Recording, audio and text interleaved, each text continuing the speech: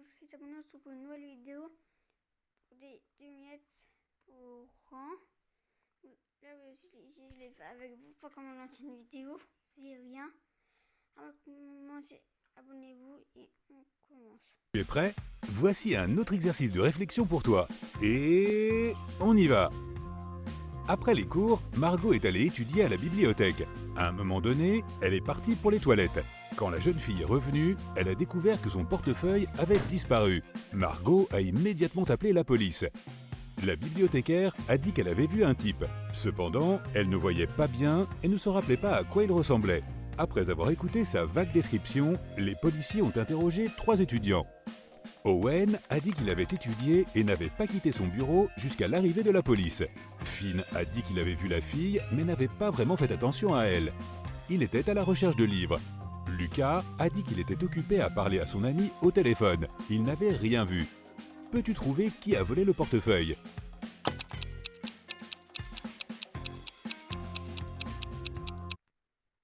Et ce topo.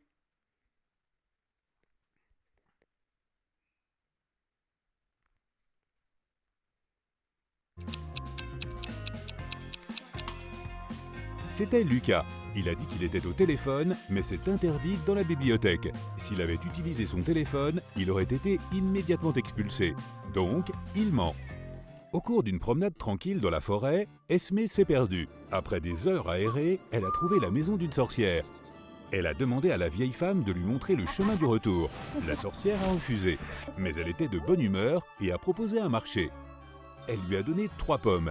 2 d'entre elles étaient empoisonnées et une était bonne à manger. La fille devait prendre une pomme et mordre dedans. Si elle n'était pas empoisonnée, la sorcière lui montrerait le chemin du retour. Esmé était une fille intelligente et a réussi à le faire. Comment a-t-elle su quelle pomme choisir? Il y avait un verre aussi.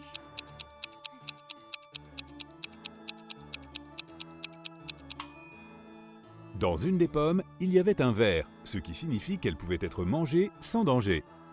Un étudiant était en train de passer un examen et il était sur le point de le rater. Le professeur a décidé de lui donner une autre chance et lui a posé une dernière question. C'était « Quel est le nom de ma fille aînée ?»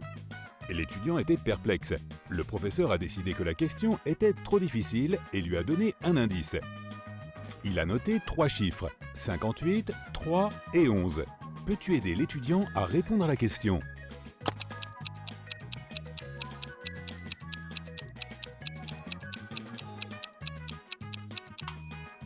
C'est un cours de chimie. L'énigme doit avoir un rapport avec ce sujet.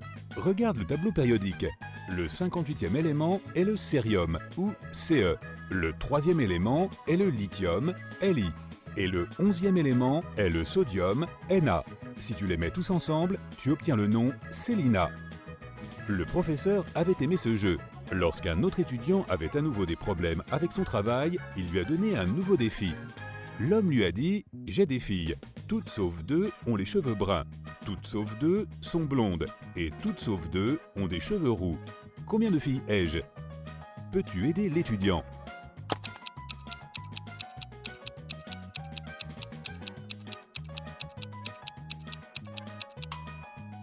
Cette fois, l'énigme n'a rien à voir avec la chimie. C'est de la pure logique.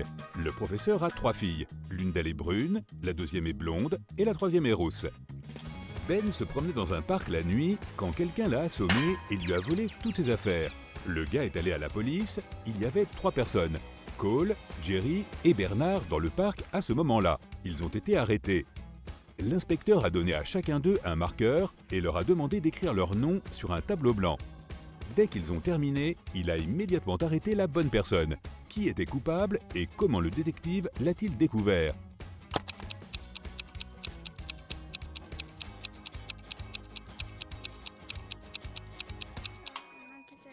C'était Jerry. Ben a été frappé par la droite. Cela signifie que la personne qui l'a fait était gauchère. Parmi les 3 suspects, il n'y a que Jerry. Vraiment, Ben et Jerry? Je crois que j'ai justement besoin d'une glace. Un membre d'une expédition au pôle Sud s'est retrouvé dans une grotte gelée. Il ne se souvenait pas de ce qui s'était passé, mais il savait qu'il devait sortir de là. L'homme a découvert 3 portes et une note qui disait ce qu'il y avait derrière chacune d'elles. Derrière la première, il y avait un ours polaire affamé. Derrière la deuxième porte, il y avait une pièce remplie de gaz toxiques. Et derrière la troisième, il y avait une pièce avec des stalactites glacées qui tombaient du plafond à chaque seconde. Quelle porte l'homme devrait-il choisir pour survivre ?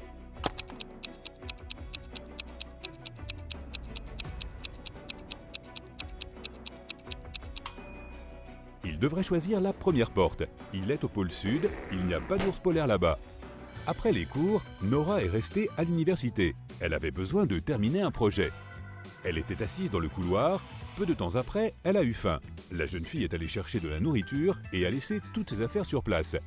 Quand Nora est revenue, elle a inspecté ses affaires et a appelé la police. Elle leur a raconté ce qui s'était passé et a déclaré le vol de son portefeuille. Il y avait 3 autres étudiants à proximité. Ils ont tous été interrogés. Kennedy a dit qu'elle avait envoyé des SMS à ses amis. Ethan a dit « Je me suis assis près de Nora pendant un moment, mais je n'ai pas vu ou touché son portefeuille. » Gabriella a dit qu'elle était dans la classe et qu'elle était sortie quelques minutes avant. L'inspecteur les a écoutés et est parti sans arrêter personne. Pourquoi ?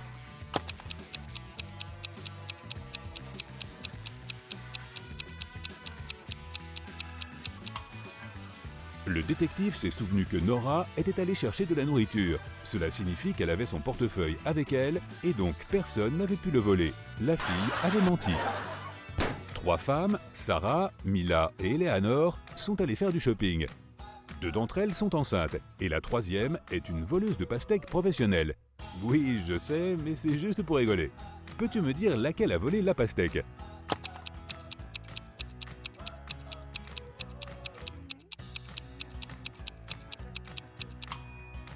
C'est Mila. Elle porte des talons. Ce n'est pas le genre de chaussures que portent les femmes enceintes.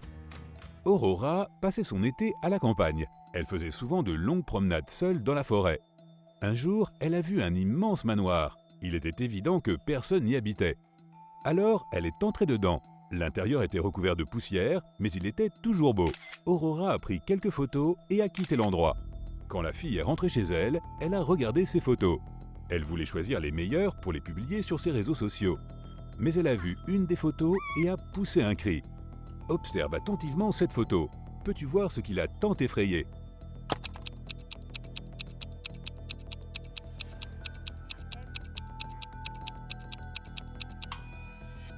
Aurora a constaté qu'elle était présente sur la photo. Mais cela est impossible. Elle était seule dans la maison. Stella et Adaline étaient sœurs. Leur grand-mère a un jour offert un bracelet à Adaline. Mais les 2 filles aimaient beaucoup ce bijou. Alors parfois, Stella se faufilait dans la chambre de sa sœur et l'empruntait. Un jour, Adaline est rentrée à la maison et a constaté que le bracelet avait disparu. Elle est allée frapper à la porte de sa sœur. Stella a ouvert la porte, a vu que c'était sa sœur et l'a refermée. Quelques minutes plus tard, Adaline a réussi à entrer dans la pièce. Elle a commencé à chercher le bracelet. Sa sœur lui a dit que cette fois, elle n'avait pas pris son bijou. Elle n'avait rien trouvé et avait dû partir. Mais sur le chemin du retour, elle s'est souvenue de quelque chose et a réussi à récupérer son bracelet. Où était-il ?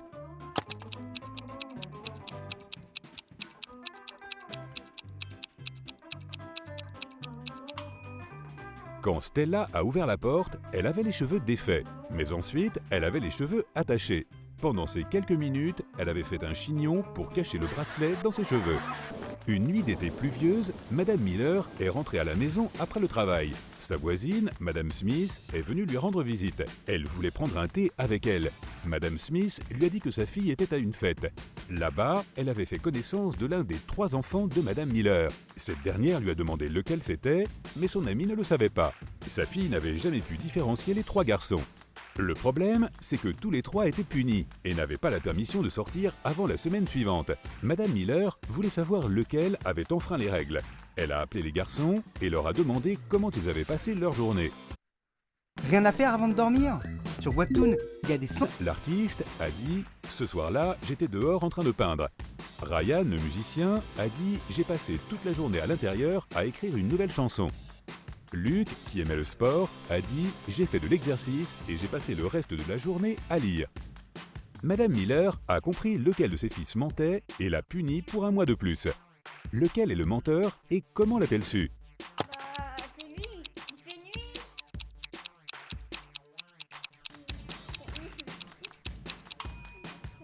Yann a menti. Il a dit qu'il était en train de dessiner dehors, mais il pleuvait. Un autre jour et une autre promenade dans la forêt. Esmé est à nouveau perdue, et pourtant elle a réussi à trouver le chemin de la maison de la sorcière.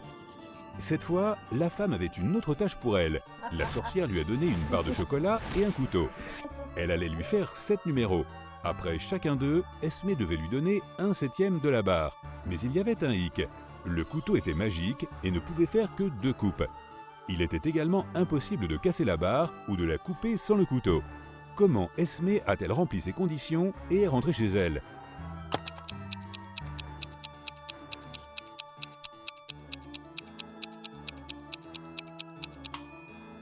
Esmé a coupé 2 fois la barre pour la diviser en plusieurs morceaux.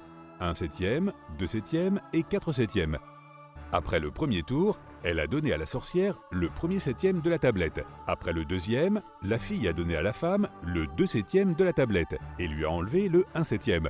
Après le troisième tour, elle a rendu à la sorcière le plus petit morceau. Après le quatrième tour, Esmé a pris les 2 premiers morceaux et a donné à la femme le 4/7 de la tablette.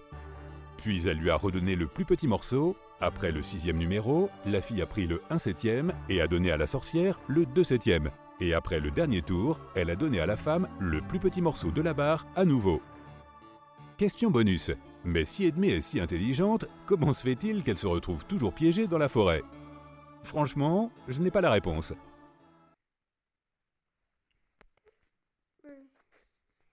C'est la fin de cette vidéo, abonnez-vous. Je suis désolée pour le message. Alice a dû aller à l'hôpital l'autre jour. Lorsqu'elle est entrée, elle a tout de suite ressenti que quelque chose n'allait pas dans cet endroit.